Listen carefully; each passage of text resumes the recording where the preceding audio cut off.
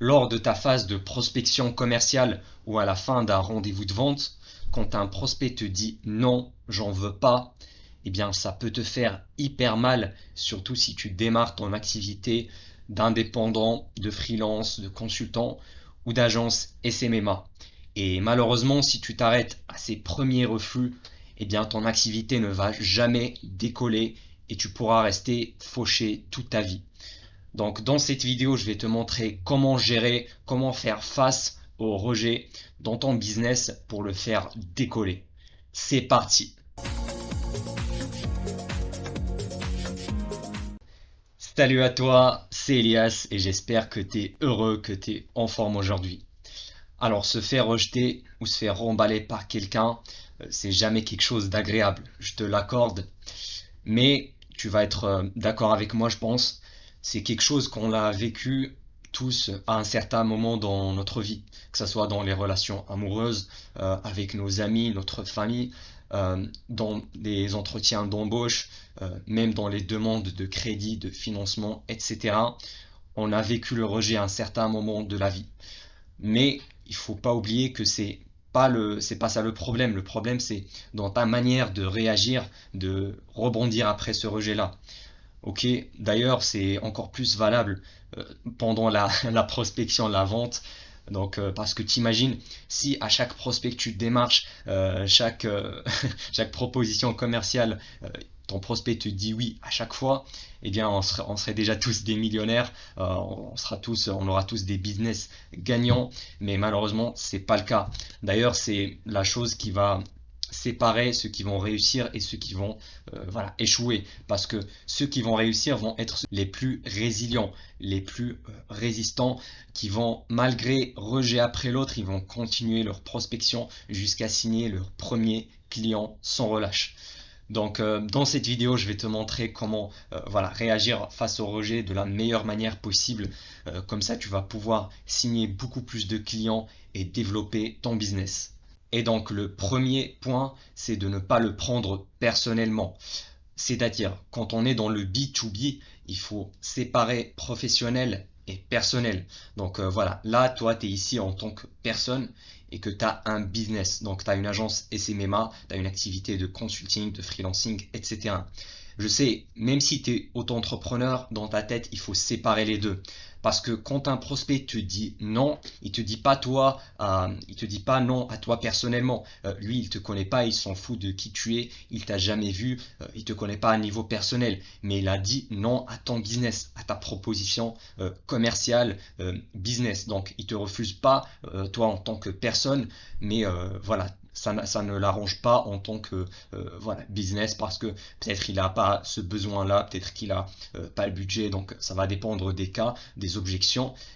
Mais en tout cas, ça ne doit pas toucher ton ego personnel. Je sais que c'est plus facile à dire qu'à faire, surtout quand tu démarres ton activité, que tu n'as jamais été entrepreneur auparavant, parce que être entrepreneur, ça s'apprend avec le temps. Ça. Il faut apprendre à gérer ses émotions et ne pas s'énerver voilà, contre un prospect, même si ça peut être des fois assez brut, assez cru. Voilà, tu tombes sur un prospect désagréable qui peut même t'insulter, te dire dégage, machin, voilà, tu me casses les couilles, etc. Il faut pas prendre tout ça personnellement, mais juste en tant que businessman. Parce que t'en as beaucoup de personnes qui, et moi j'en ai fait partie au début, qui vont par exemple commencer leur session de cold calling ou de prospection et à force voilà, de recevoir de prendre des vents, des râteaux, se faire rejeter, eh bien ils vont être dégoûtés au bout d'un moment et vont complètement arrêter la prospection pendant quelques jours, voire quelques semaines avant de la reprendre au lieu voilà, de rebondir directement et continuer quand même. Donc ça c'est un point très important. Et également tu en as beaucoup qui vont voilà, qui ont un rendez-vous, ils vont se dire ouais je vais préparer, je suis sûr de le signer. Ils vont passer beaucoup de temps à préparer le rendez-vous, etc. Et une fois voilà, pendant le rendez-vous, ils vont rapidement se rendre compte que le prospect par exemple soit n'a pas le budget, soit qu'il n'est pas vraiment intéressé, c'était juste un curieux.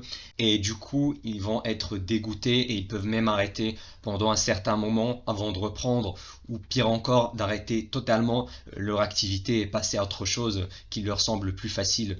Je sais pas moi, le trading, les NFT, le dropshipping, ça paraît plus facile, plus sexy, alors que la vérité c'est que si tu n'apportes pas de valeur, tu vas jamais gagner de l'argent. Il n'y a aucun business qui est facile, mais croyez-moi, la compétence de la vente, c'est une des meilleures compétences à acquérir et qui va te faire évoluer en tant que personne, même dans tes futures entreprises. Si tu as envie de switcher, de pivoter sur un autre business, c'est toujours utile de savoir bien vendre. Deuxième point, c'est de ne pas prendre le refus comme un non définitif. Alors ça s'applique pour le B2B, donc entre les professionnels et pas dans le domaine personnel, ok? C'est pas pour les relations amoureuses. Si une meuf te dit non, c'est c'est probablement un vrai non. Donc ici, ce que je veux dire par là, si une entreprise ou un prospect te dit non à ton offre, ou bien il n'accepte pas d'avoir un rendez-vous avec toi, avec ton entreprise, c'est que il y a plusieurs raisons derrière, mais probablement c'est soit il te fait pas encore confiance, soit il n'est pas encore prêt, voilà, pour recevoir ton offre, ton aide. Donc toi, tu as de la valeur ajoutée à lui apporter, tu as une solution à son problème, mais lui, bah, soit il n'a pas encore, même pas encore conscience de ce problème-là, soit il n'est pas encore prêt à passer à l'action. Et du coup, le fait de relancer ce prospect-là ultérieurement, donc quelques semaines, voire quelques mois après, eh bien, il peut accepter ton offre. Et moi, ça m'est arrivé avec pas mal de clients, c'est que lors de notre prise de contact, eh bien, il répond pas, mais après plusieurs relances, après 5, 6, 7, voire 10 relances, là, j'ai un rendez-vous avec lui. Également sur les rendez-vous de vente, il y en a certains que j'arrive pas à closer, mais je garde quand même le contact du prospect pour le futur. Une fois, après voilà, quelques 2-3 mois, je vais le recontacter et dire bonjour monsieur, comment ça se passe? Comment votre entreprise a évolué entre temps? Est-ce que vous avez encore toujours besoin de ça ou de ça? Donc garde-toi dans l'esprit que un non, c'est jamais un non définitif. C'est juste que pendant la situation, voilà, temporelle, à l'instant T, il n'a pas encore ce besoin-là ou il n'est pas encore prêt à passer à l'action. Mais un petit moment après, là, le non peut devenir un oui. Et puis j'ai remarqué également que le rejet fait le plus mal quand t'as pas sur quoi te rebondir. Donc quand t'as pas un matelas de sécurité derrière. Je m'explique. Par exemple, si tu as décroché juste un seul rendez-vous la semaine prochaine, eh bien mentalement et psychologiquement tu vas être stressé parce que tu vas mettre tout ton espoir, tout ton énergie juste sur un seul rendez-vous. C'est un petit peu comme si tu mets tous tes œufs dans le même panier. Et du coup, tu vas commencer à te concentrer juste sur ce rendez-vous-là, à tel point que tu vas t'imaginer que tu as déjà signé ce client-là, qu'il est déjà dans ta poche, que tu as déjà gagné de l'argent et que tu vas commencer à t'imaginer les vacances que tu vas passer avec, avec ce fric-là, etc. Et une fois que tu es en train de passer ce rendez-vous-là et que à la fin tu te rends compte que le prospect voilà, te dit non, il refuse, et eh bien c'est là quand ça fait très très mal. Parce qu'en fait c'était ton seul espoir, c'est ce rendez-vous-là, et qu'après ça, il n'y a rien. C'est ce qu'on appelle également la complaisance commerciale. Donc en fait c'est un petit peu une flemmardise. Donc tu as la flemme en fait de prospecter plus que ce que tu crois que tu en as besoin. Par exemple, tu commences ta prospection cette semaine-là et puis tu décroches un premier rendez-vous pour la semaine d'après. Et puis là, tu t'arrêtes, tu te dis, hop, ça y est, c'est bon, j'ai mon rendez-vous là pour la semaine prochaine, je suis sûr, je vais le closer. Et ben, et puis t'arrêtes de prospecter de nouvelles entreprises.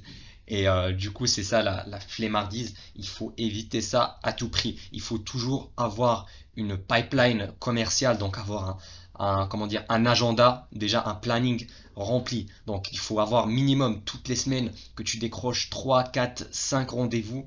Comme ça, par exemple, si 3 ou 4 te disent non, eh bien tu es au moins sûr d'avoir un matelas de sécurité. Voilà, tu diversifies ton risque. Tu vas pas mettre tout ton espoir sur un seul rendez-vous. Et de cette manière-là, ça va encore, ça va te faire moins mal de se faire rejeter par un prospect, par exemple.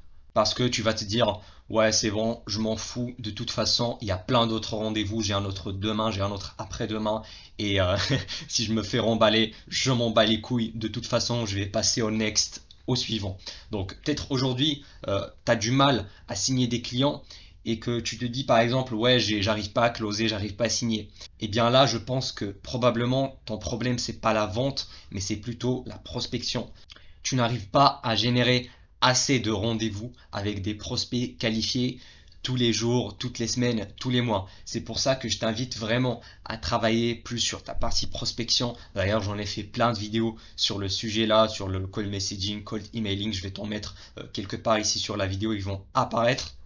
Et donc le meilleur conseil que je peux te donner dans cette vidéo, c'est de garder un agenda rempli de rendez-vous qualifiés. Parce que voilà, il faut prospecter. Et comment faire ça? Il faut prospecter tous les jours d'une manière régulière. Voilà, tu te fixes des objectifs, donc des targets commerciales. Par exemple, je vais envoyer 10 emails personnalisés tous les jours. Pas 15, pas 5, pas 6, vraiment 10 tous les jours. Si c'est trop pour toi, tu descends à 5. C'est pas grave. L'important, c'est la régularité et c'est de garder en fait cette résilience, cette résistance, même après des rejets, après rejets, après rejets. Voilà. Si tu fais du cold calling, tu vas en bouffer des rejets, mais le plus important, c'est de continuer et de ne rien lâcher.